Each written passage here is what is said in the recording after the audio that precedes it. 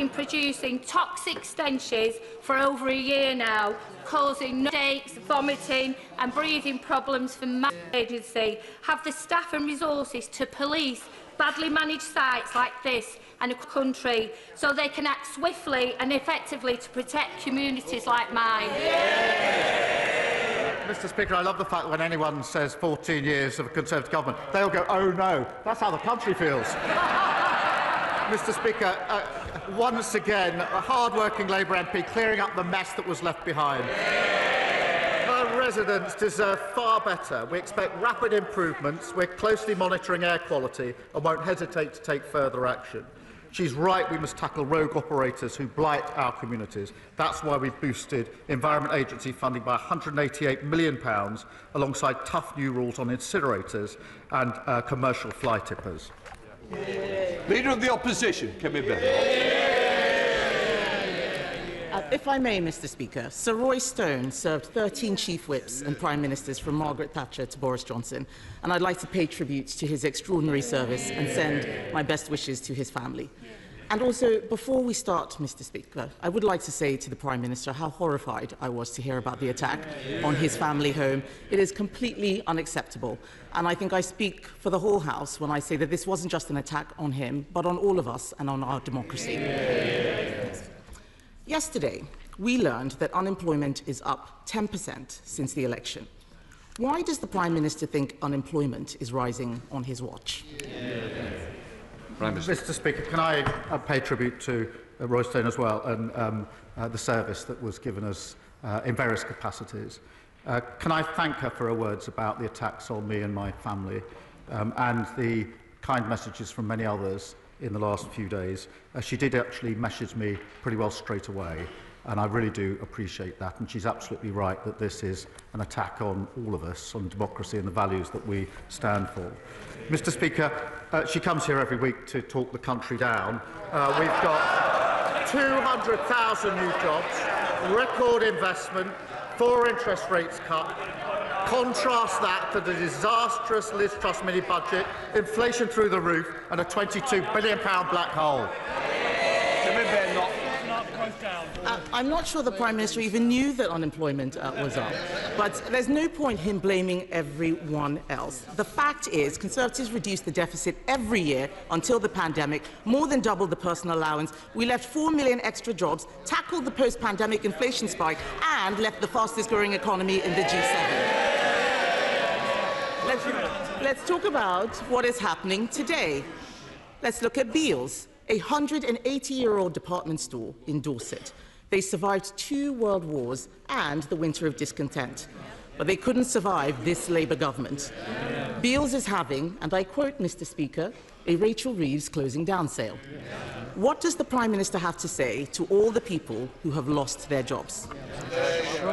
Mr Speaker, nobody wants to see job losses, but she must be the only person left in the country who thinks the economy was booming after the last government.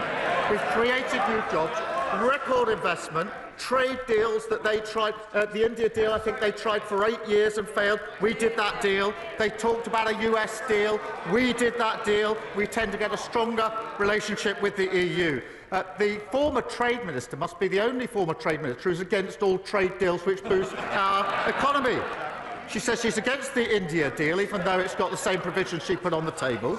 She's against the US deal, even though it saves thousands of jobs in car manufacturing. But, Mr Speaker, most absurdly, she says she's going to rip up the EU deal when she hasn't even seen what's on the page.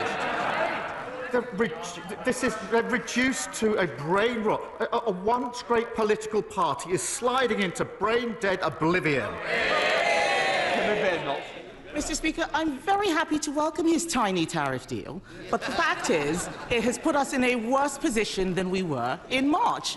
He should not over-egg the pudding. Let's talk about how things are getting worse now. In every month of this year, household names like Sainsbury's, Tesco, Asda and Santander have cut staff. The ONS estimates that there are 100,000 fewer jobs than a year ago. And this was before his jobs tax, which will make things worse. Can the Prime Minister promise the House that by this time next year, unemployment will be lower than it is today? Prime Minister. Mr Speaker, I think she just said a tiny tariff deal. Can I suggest that she gets the train to Solihull, 2 hours, goes to speak to the workforce at JLR, their families and their communities, to tell them she would rip up the deal that protects their jobs. And when she's done that, she might travel across to Scunthorpe and tell the steelworkers there she's going to rip up the deal that saves their jobs. And then if she's got time, go up to Scotland and talk to the whisky distilleries. Tell them she'd rip up the deal that's creating 1,200 jobs for them, boosting their exports, and then come back here next week and tell us what reaction she got. Kemi Badenoch. I didn't hear a promise to get unemployment down, and that's because he knows things are going to get worse. And this goes wider than businesses. Last week, I met staff and patients at Farley Hospice. They do fantastic work, but they need to find an additional £250,000 to pay the jobs tax. How does he suggest Farley Hospice, a charity which relies on donations, pays for his tax hike? Prime Minister. Mr. Speaker, we have provided £100 million boosting for the sector, and Children and Young Person Hospitals received £26 million funding this year. But, Mr. Speaker, she turns up every week to cart from the sidelines. But what she doesn't do, she moans about what we had to do in the budget to stabilise the economy, but she hasn't got the courage to stand there and say that she would reverse the next decisions that we take. And I know why. It's because she doesn't want to say she's against the £26 billion investment in our NHS. She doesn't want to say she's against the £1.2 billion more for our police. She doesn't want to say she's against the £3.2 billion more for our schools. All the time she doesn't have the courage of her convictions. It shows that her criticism is totally confected. Mr. Speaker, I can't believe the Prime Minister is still using this figure. We had this very conversation at the dispatch box. He knows it is just capital spending. It's either he's not paying attention or he is saying things to disguise what is going on. That money will not pay for the jobs tax. He knows that, and the hospices know it too. And the other people who know that things are getting worse are the 5 leading business groups in the UK. They say that his so-called employment rights bill will be deeply damaging to growth. Does the Prime Minister accept that they are right, or does he believe that he knows better than business? Prime Minister. Mr. Speaker, it's the same old Tories. Every time better rights for workers are on the table, they vote against them. Respect and dignity and protection at work are good for workers, good for the economy and good for growth. Kemi Badenoch. Mr. Speaker, the Prime Minister needs to listen to business. You cannot have employment rights without employment. Labour always forgets that it is not government that creates growth, it is business that creates growth. And businesses are closing, and they are blaming him and his Chancellor. There are 100,000 fewer jobs, Mr. Speaker. Hospices, charities, nurseries, they are facing bills from the jobs tax that they cannot afford. Even the unions say workers are being thrown on the scrap heap. And all of this before his unemployment bill makes hiring even more expensive. When will he admit that Labour isn't working? Mr. Speaker, she says we should listen to it. She should listen to business. I will have the last... Prime Minister. Mr. Speaker, she should listen to business. They are in favour of our trade deals. The India deal, fantastic deal. Tariffs on cars cut to 10%. Whisky and gin, tariffs halved. £4.8 billion into our economy. What does she say she'd do with the India deal? She wants to rip it up. The US deal that saves thousands upon thousands of jobs. What does she want to do? She wants to rip it up. The EU deal, good for our economy. She's not going to even wait to see what it says. She absurdly says she's going to rip it up. It is so unserious. She even was reduced last week to calling the Indian government, accusing them of fake news. No wonder she did so badly as a Trade Secretary. Mr. Speaker, the project for them is over. They're sliding into oblivion. They're a dead party walking. Thank you, Mr. Speaker. Thousands of British jobs have been safeguarded by this government's trade agreement with the US. Including those in my constituency who work for Jaguar Land Rover, like my next-door neighbour Ollie, proving that when Labour negotiates, workers win. Can Can the Prime Minister confirm to me that he will continue to stand up for all workers and our vital motor manufacturing industry as he negotiates a better deal for Britain around the world? Well, can I pay tribute to her for her work with JLR, standing up for the jobs in her constituency? The deal that we've agreed saves thousands of jobs in our car industry, securing the livelihoods of countless families. And, Mr Speaker, I've been up to JLR on a number of occasions, including last week. I know first-hand what it means for their workforce, for their families and for their communities. And the Leader of the Opposition says she would go and tell them she's going to rip it up. She should go up there. She says she's going to get against it. The Reform leader said, what did he say about JLR? He said JLR deserves to go bust. Shame on him. Labour is striking deals in the national interest. The Liberal Democrats, Sir Ed Davey. Thank you, Mr Speaker. And on behalf of my party, can I offer heartfelt congratulations to His Holiness, Pope Leo XIV? And can I offer our support to the Prime Minister and his family after the appalling arson attacks on his home? And can I echo his thanks to our brilliant police and firefighters? Mr Speaker, 3 years ago, the previous government was faced with a choice. Their own Migration Advisory Committee told ministers that recruiting more care workers required improved conditions, career progression and better pay. But the Conservatives chose not to do that and instead brought in large numbers of care workers from overseas. Now, those carers looking after our loved ones in care homes should be thanked, not demonised.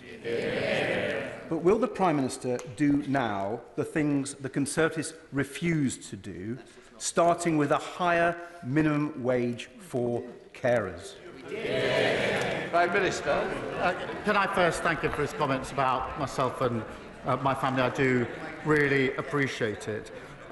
It is important that we have fair pay for care workers, and that's why we put in place our fair pay agreements. This is the first of its type. It will be applied first to care workers to ensure that they get fair pay, but also a better framework for progression. As he will know, most people leaving care work are leaving care work to go to the NHS because of the pay and the ability to progress. Our fair pay agreements will deal with that to make sure that in the future those jobs are more secure. And I would just add, Mr Speaker, a declaration of interest. My sister is a care worker. I know firsthand how important the work is and how difficult sometimes the situation is facing them. Sir Ed Davey. For that reply, it's a good first step, but we'll still be seeing people earning more in Amazon warehouses and supermarkets than care homes, and that will mean our loved ones going without the care that they need. But turning to the Middle East now, Mr Speaker, for more than 10 weeks, Israeli forces have blocked food, water and medicine getting into Gaza. There is now a humanitarian catastrophe with 2 million people at risk of famine and 1 in 5 facing starvation. Rather than ending this crisis, the Netanyahu government is planning to seize all Gaza indefinitely. Now, I know the Prime Minister will agree that the blockade to Gaza should end, and I'm sure he would agree that it would be appalling if Netanyahu proceeds with that escalation. But will he act now and pick up the phone to President Trump for a joint plan to recognise Palestine and get food, water and medicine into Gaza? Prime Minister. Well, I thank him for raising this because the situation in Gaza is simply intolerable and getting worse. And we are working with other leaders urgently to bring about rapid and unimpeded flow of humanitarian aid into Gaza, which is desperately needed, obviously alongside the release of hostages, and to get back to a ceasefire, and that work is going on through my team 24/7. I do believe that is the initial action that needs to be taken, but I still fundamentally believe that, however remote it may seem at the moment, the pathway to a two-state solution is the only way for settled and lasting peace in the Middle East, and we will continue with our allies to pursue that path. What happened? Thank you, Mr Speaker. Found in my constituency, Durdle Door is one of the most iconic bathing sites in all the country. So last Friday, I was joined at Durdle Door by my honourable friends, the members for Bournemouth East, Bournemouth West, Poole, and most importantly, Ron, the local seal, to test the water quality at Durdle Door.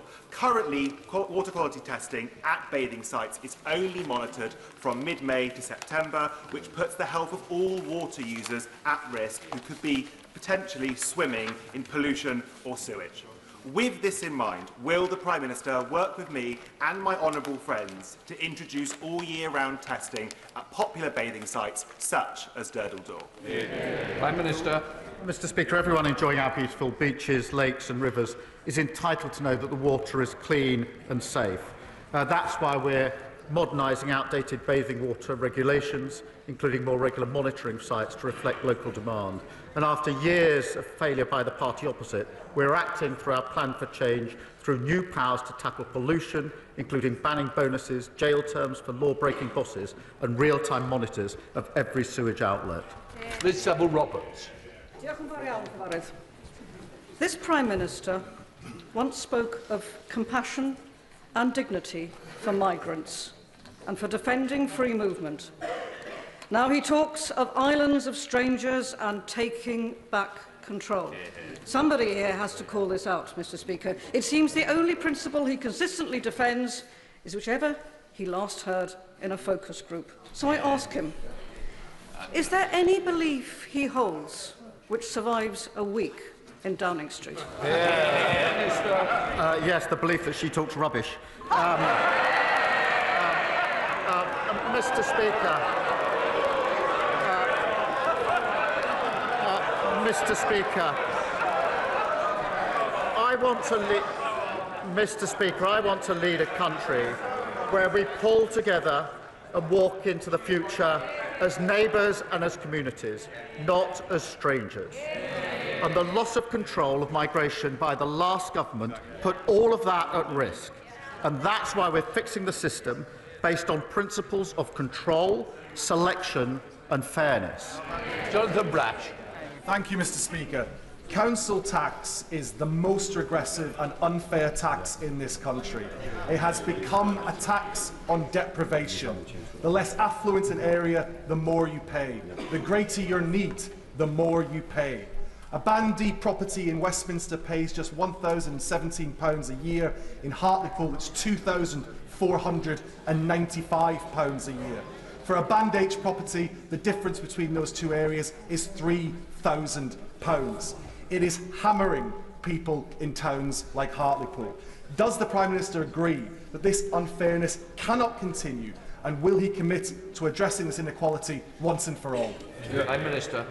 Well, I thank my honourable friend. He's been a dedicated campaigner on this for a very long time. As he knows, 14 years of mismanagement by the party opposite left councils on their knees, with a total failure to improve and update how councils are funded. Through £69 billion of funding this year and the upcoming multi-year settlement, the first in over a decade, will give councils far greater certainty and stability. Our detailed funding review will create a fairer system to make sure his constituents see strong, affordable local services. Wendy Moore. Mr Speaker, while the Prime Minister prefers to take to the international stage, back here at home, Labour's Birmingham bin strike is now in its 10th week. Rubbish is still piled on the streets and recycling goes uncollected. And the reputation of the West Midlands is being trashed. His ministers continue to wash their hands of this. His mayor doesn't even want to talk about it. So will the Prime Minister come to the West Midlands and sort this out? Because at the moment, it's only the squeaky blinders that are winning. Prime Minister. Well, further evidence, Mr Speaker, of the decline of the Tory party when they say that going to Ukraine at the weekend to try and secure peace for Ukraine and for Europe and the security and defence of Europe is somehow the wrong priority. That conflict has already massively impacted people in this country through the cost of living crisis and energy. Ukraine, Europe and we deserve peace and to live in peace. Mr Speaker, on dealing with the bin strikes is the priority, We continue to call on Unite to suspend the strike immediately and bring the disruption to an end. We are supporting the Council to ramp up the cleaning operation and now collecting over 1,100 tonnes of waste every day, and continue to offer our support so the backlog doesn't reappear. Thank you, Mr. Speaker. Last week, I visited Sacred Heart Primary School in Hyndburn, where the excellent teachers expressed their frustration at the current SEND system. One wonderful boy, who, despite being non-verbal and requiring personal support, has been waiting for over 18 months for an EHCP, and there is a risk now that he won't get a place in a school for the year ahead that suits his needs. How will the Prime Minister ensure that the voices of parents and children are at the heart of the SEND reforms that the Government will bring forward? Prime Minister. Well, I thank my honourable friend. She's a powerful champion on this issue. Our principle is that every young person with special education needs should receive the right support to succeed. We've immediately announced an additional £1 billion for high needs funding, including almost 20 million for schools in Lancashire. We will support special schools and deliver truly inclusive places and expertise in mainstream schools to help every child thrive. Nigel Farage. Thank you, Mr. Speaker. We at Reform, a party that is alive and kicking, very much enjoyed your speech on Monday. You seem to be learning a very great deal from us. But can I encourage you, please, to go further as a matter of national security? As a matter of national security. Over the weekend, an illegal immigrant from Iran, who we believe came by boat, was arrested in the north of England on serious charges of terrorism. Since the speech on Monday, 1,000 young, undocumented young males have crossed the English Channel.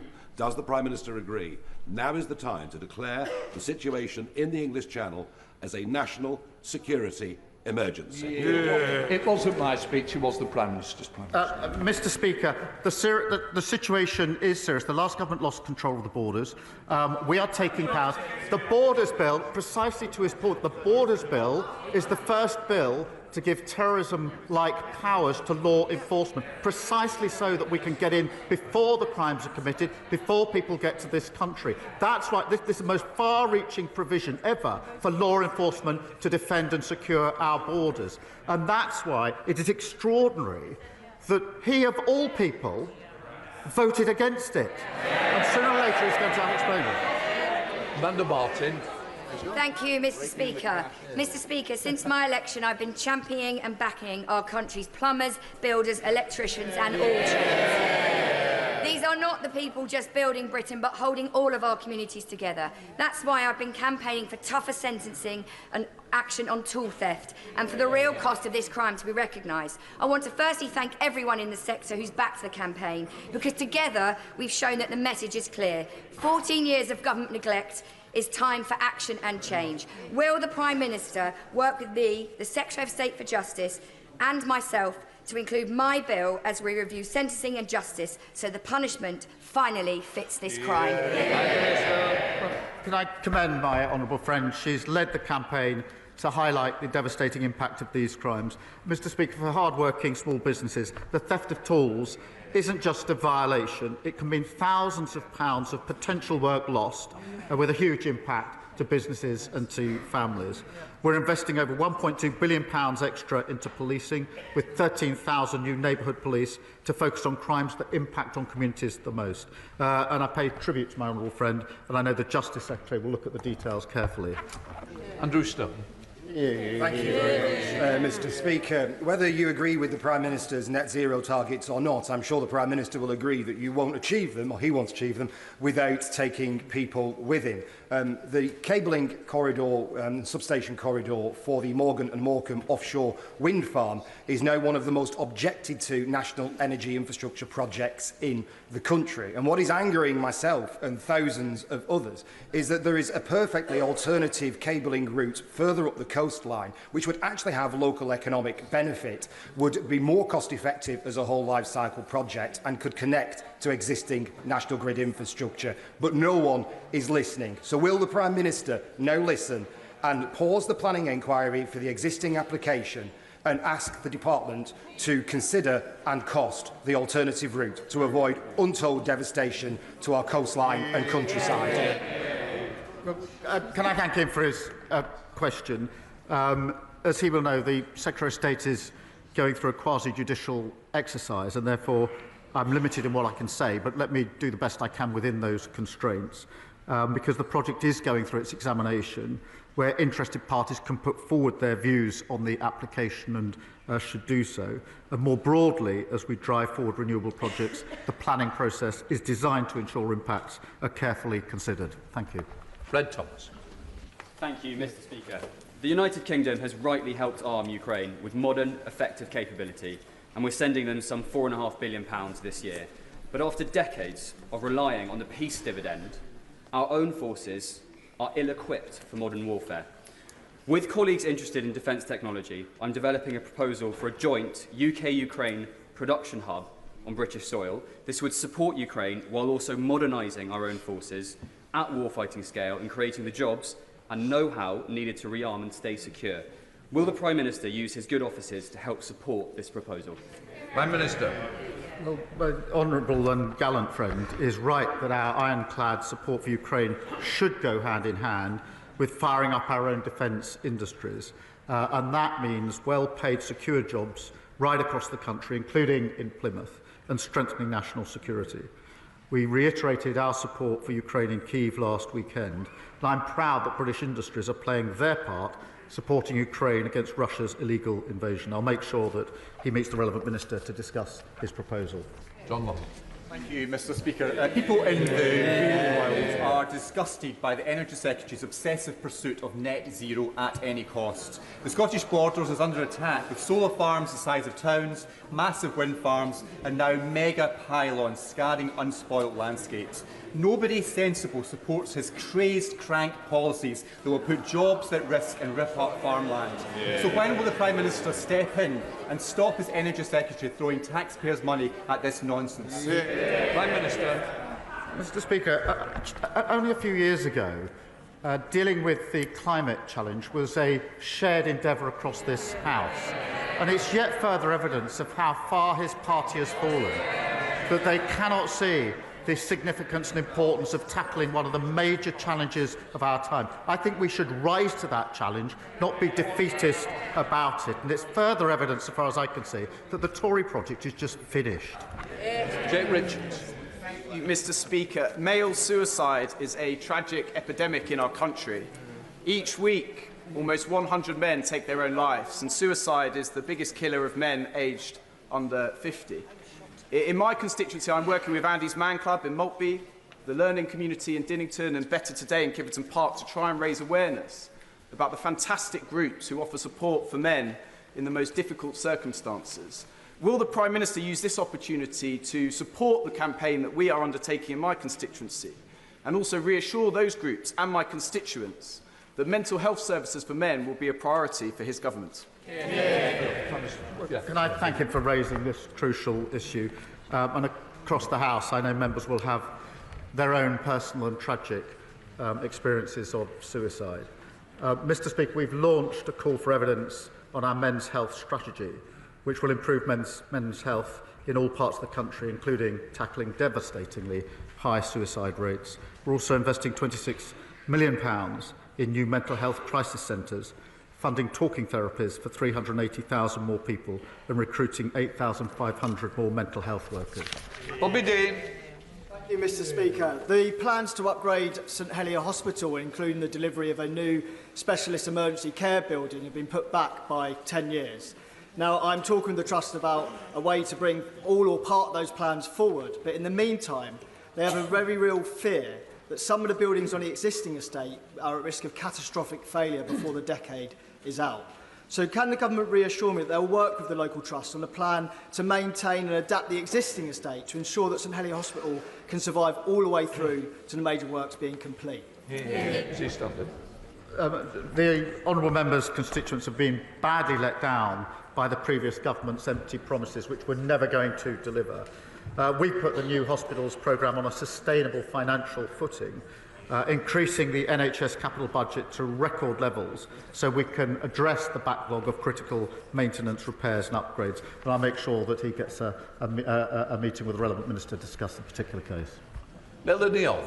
Thank you very much, Mr Speaker. Great Grimsby and Cleethorpes is the renewable energy capital of England, delivering homegrown, secure energy and boosting local skills. And over 12,000 people are employed in a clean energy job in Greater Lincolnshire. But these jobs are now under threat from Reform's new mayor, who has declared war on renewables, putting livelihoods at risk. What steps will the Prime Minister take to protect jobs by supporting the supply chain and delivery of renewable projects? Mr Speaker, she's a superb champion for energy security, driving down bills and the good secure jobs that renewables offer. And the parties opposite are climate defeatists. Anti-jobs, anti-growth, anti-business and anti-investment. And they should go and peddle their policies to the tens of thousands of people, working people in this country, working in renewables every single day. They don't think that Britain has the skills, and they would deny us incredible opportunities. We're focused on securing billions in investment, creating tens of thousands of jobs and taking us off the roller coaster of an international fossil fuels. Alison Britton. Thank you, Mr Speaker. A constituent of mine, Victor Franklin, was made severely disabled after a savage dog attack left him with multiple amputations. Will the Prime Minister explain why pensioners like Victor, who become severely disabled after retirement, are excluded from claiming personal independence payments and are instead limited to the lesser support of attendance allowance? And will he commit to reviewing this unfair rule? Prime Minister. Can I send my thoughts to Victor and the awful circumstances that she describes, which must be extremely challenging. We do have to reform the system that we've got. It's not working. I think there's a general agreement about that, but the principles have to be clear, that we protect and secure those that need that protection and security. We help those who can work into work, and those who can work should work. But we have to reform the system that we've got to make it a better system, because what we've got doesn't work. Nigel Cuttiska. Mr Speaker. Every week I meet families in Barking and Dagenham who tell me that they worry about paying for their bills because they are on a 0-hour contract. My constituents want the chance to work hard in a secure job, earn a decent wage and have dignity in their workplace. As Labour plans for change delivers the biggest uplift in workers' rights in a generation, does the Prime Minister agree with me that Reform MPs working and voting against our employment rights bill show that they are no friend of workers in this country? She's absolutely right. Let's be clear what the parties opposite voted against. Stronger statutory sick pay, they voted against. The right to guaranteed hours, they voted against. Protection from unfair dismissal, they voted against. Stronger protection for pregnant mothers, they voted against. Insecure work, a package worth £600 to the poorest workers, they voted against. Mr Speaker, we're backing British workers. They vote against them at every turn. Adam Dance. Thank you, Mr Speaker. Maternity services in Yeovil are due to shut on Monday after a deeply flawed CQC inspection in January and be moved to Musgrove Park Hospital in Taunton, which does not have the capacity for an extra 1,300 births a year. While the closure is initially for 6 months, I've received no guarantee it will open again. This creates huge fear. Will the Prime Minister or relative minister agree to meet with me and colleagues in the South West to stop this decision? Prime Minister. Mr Speaker, I'm grateful to him for raising this issue, which must be of concern. I'm not across the details of it, I'm afraid, at this stage, but I will make sure that he gets a meeting with the relevant minister to get to the bottom of the issue that he's described. That completes Prime Minister's questions. Point of order, Jane Richards. Mr Speaker, at Prime Minister's questions, the Leader of the Opposition claimed that unemployment had risen by 10% since the last general election. That figure is completely and utterly incorrect. It's no wonder that George Osborne, a former Conservative Chancellor, says she's got no economic plan if she can't even get basic statistics right. Will she return to the House and correct the record? It's not up to the Chair for the accuracy of what a member states. What I would say is you've corrected the record in your opinion, and we'll leave it at that for now. Bench changeover.